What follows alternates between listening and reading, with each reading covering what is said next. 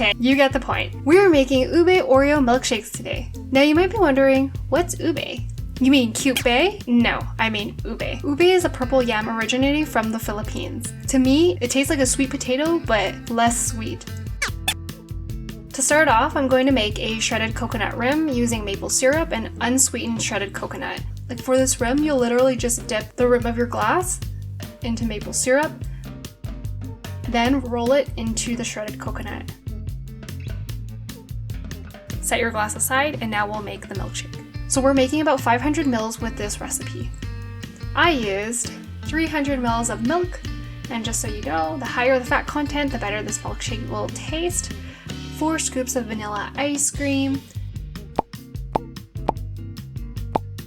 2 teaspoons of Ube Extract, and 5 crushed Oreos for the milkshake. So yeah, I've been lifting weights that have like nothing to do with finger strength, but check out this massive display of power.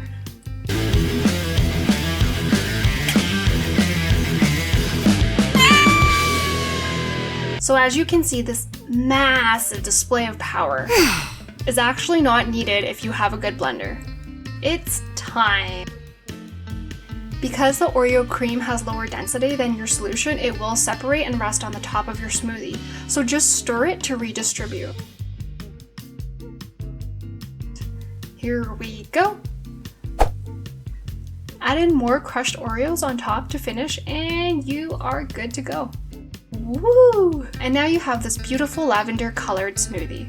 It's not complete without that signature red straw. The sweet potato smoothie tastes great. The Ube Extract feels like it reduces the sugariness of the drink, which actually might be dangerous, and tastes similar to Taro smoothies. You can keep it for the next day and just stir again to redistribute the crumbs. Thanks for watching. If you ever want to see my massive display of power again, or for more recipes, check out my channel.